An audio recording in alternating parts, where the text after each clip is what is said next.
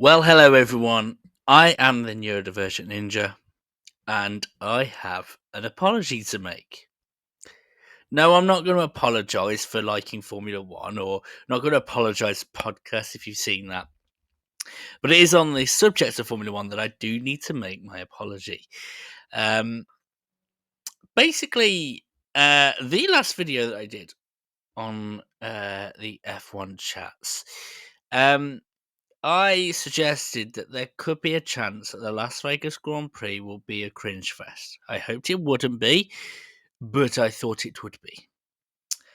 Boy, was I wrong! Bloody hell! Um, so yeah, it was probably the race of the season, and that is putting it not putting it mildly at all.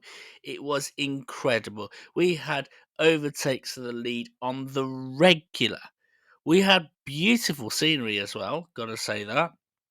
And basically, there was so much action the TV director genuinely couldn't keep up. It wasn't a case that the TV direction was bad, they just could not keep up. It was insane. Now, to defend myself a little bit, it did start off a little bit cringe. Seeing Max Verstappen walk into his car in an Elvis Presley suit wasn't a great start. But I tell you what, that was when the cringe ended. There was no more cringe after that. It was just an absolutely incredible race. And I only hope that the effect on the Las Vegas group citizens was as good as I saw it as a Formula One race. So, do we jump into it? Do we jump into exactly what went right? We talk a lot about what goes wrong, but finally, as a fans, we can talk about what went right. Well, I think it comes down to actually the very two things that I mentioned as the hopefuls in my last video, coupled with one other. I think the first thing to mention was the fact that because it was a Saturday night race, the hype felt built. It felt special. I think the drivers were on it. And the very fact that it was late at night meant the drivers, I think, were extra keen to get this race done. And I think that added a little bit of extra spice. But I think the big one is the other thing that I was hopeful for about the fact that because it was a cold race, it meant it was more interesting. And was I proven right on that? Absolutely no doubt about it. Drivers were just pushing and they weren't afraid about like burning a bit in their tires because wasn't too much of a problem. In fact, actually they were properly weaving and heating and all that sort of thing. There was a time where I think every driver, and I mean this, every driver proved to be a little bit of a star of the show.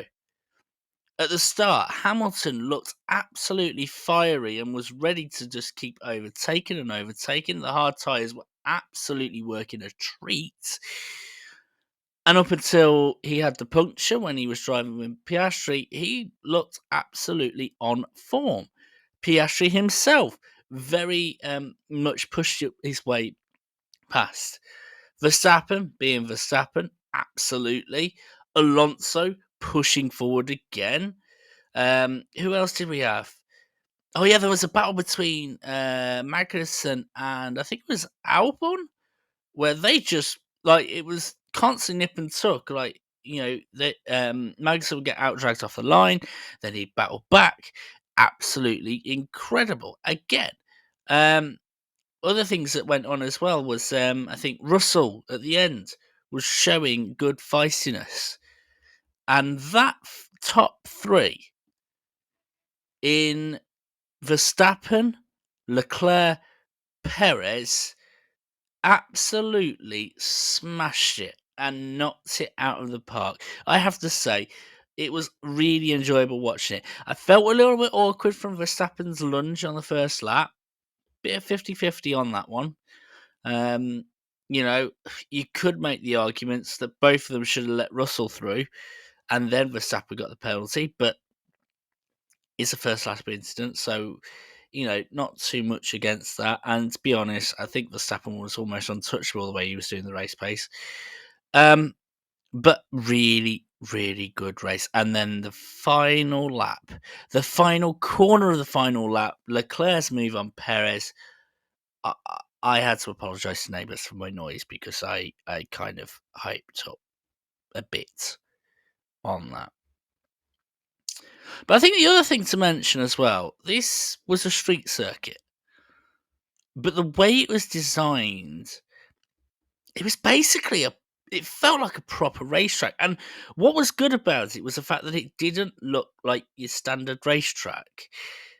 A lot of the racetracks that we have, it's all about the drag and all about the pushing for it. And I don't know what it was, but the track looks different. People have joked around about it that it looked like an upside down pig. And yeah, to be fair, it did look a little bit ugly. But the very fact that it looked different, I had two thoughts when I saw the track, and I wanted to keep this to myself, to be quite honest. But I had two thoughts. It was either this is gonna absolutely bomb, as in it's gonna do dreadfully, or this is gonna be a hidden gem. And the very fact that it was different kind of proved my point. It was a hidden gem. That track was designed perfectly. The cold air meant that the drag wasn't as effective, so the drag reduction system wasn't as effective. So drivers had to dive down the inside of corners and did it regularly. The amount of racing around at the outside, the inside, that was insane. I think I don't think there was a single corner that wasn't at some point an overtaking opportunity. That is how good it was. It was insane. In fact, the fact that there wasn't really much that happened when it came to DRS, it was a bit. Don't get me wrong. Absolutely brilliant, and I am absolutely honoured that it worked out well.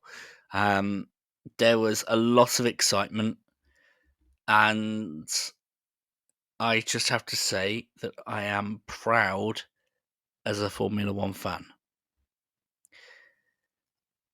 As for drivers, Norris had a bit of a bad weekend. Felt sorry for Sainz as well. I think the 10th place grid penalty just messed him up for the start because of the incident with Alonso. But there is one driver of the day, and I have to check out the standings because I need to absolutely double check that it actually ended up being what I thought it would be. Where is it? Las Vegas. Full race results. He dropped down. For the start of the race, my driver of the day was actually Logan Sargent. Logan Sargent was absolutely brilliant in how he handled it all. I mean it. He was brilliant.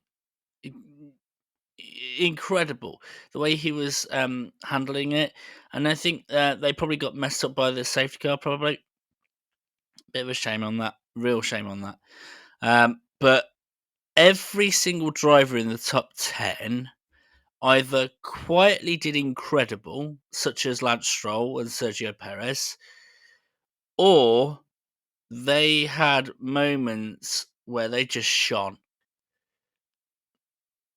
Oscar Piastri shone. Fernando Alonso shone. Even Gasly shone. George Russell, incredible. And, a little bit unfortunate with the 5-second penalty. I don't think he expected Verstappen to try and overtake. Hamilton, again, basically did 2 recovery drives to end up 7th. Carlos Sainz, like I said, he had the 10th place grid penalty. He recovered to finish 6th. Lance Stroll quietly went about his business, somehow pops up in P5. Where did that come from? Esteban Ocon, similar sort of thing. Sergio Perez quietly went about his business. There was so many superstar stories, and I don't think there's many drivers where you would look at them and go, not great. You know, Lando had his moment, but that was more the car. But the way the drivers handled that race, all of them deserve sixes, sevens, eights, nines, tens. And I mean that because I can't imagine a single driver that actually did poorly. It was just poor circumstances. So I'm very much looking forward to the next Las Vegas Grand Prix. Very much looking forward to it. I think it's really nice to see a cold race. In fact, I think there should be more. And that'd be a good question for anyone that's watching this YouTube video who's stuck to the end, and very much appreciate that. Here is where you guys have the question. If we were to have more cold races where the temperature is like 10 degrees, where should we go? Do we do a Canadian Grand Prix but closer to the Arctic Circle? Do we do an Iceland Grand Prix? Finland Grand Prix? Sweden? Swedish Grand Prix we've done before, I think. Norway? North Russia? No, not North Russia just yet. Maybe South Argentina. That gets quite chilly. Chilly. Where would you like to see another cold Grand Prix? A chance where the drivers don't have to think about overheating the tyres. A chance where the drivers can really think about, do you know what? I'm just going to go hell for leather, start to finish. Be an interesting question. Wonder what your thoughts would be on that. Otherwise, please continue to like, please continue to subscribe. And until next time, and until my next opinion, where I'll have to apologise for, take care.